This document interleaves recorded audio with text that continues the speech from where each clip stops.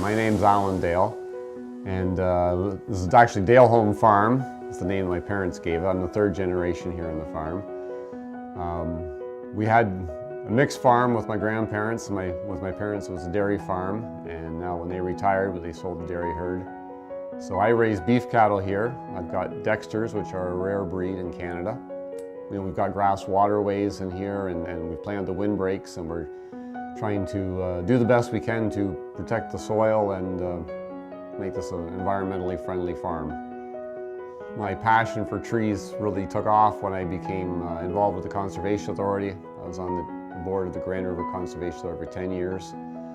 I spent the last 4 as chairman of the board, and also the last 3 I was vice chair of Conservation Ontario. And one of the themes that I really learned about was the fact that we've lost so much tree cover in southern Ontario. And I think there needs to be a balance there. You can put in a windbreak, and at first glance people think, well, we're losing land, this isn't good, we're going to lose production. But they've done so many studies where they've shown that although you've lost that little bit of land to the windbreak, and you're going to have some yield loss on those adjacent rows, further into the field you're actually going to benefit, because your plants aren't going to be blasted by the wind, they're not going to be scorched so much by the sun. There's actually a yield benefit to planting a well-designed windbreak. And if you put it around farm buildings, you've got cutting down your heating and cooling costs. Trees provide a lot of benefits. The thing I liked about the prairie grass is that I had the Dexter cattle.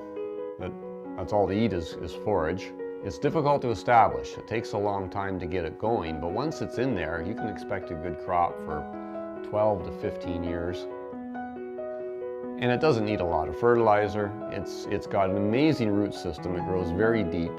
So it's going to hold your soil together, and it's going to seek out the moisture. As I said, it is very drought resistant, and it yields really, really decently. There's all sorts of funding out there. That some of it's municipal driven. There's things like the 50 million tree program. So there's money out there. And more importantly, there's support and knowledge. Things are starting to come together, and the trees are growing, and it's looking better every year. And then it really caps it off when you get the recognition such as this.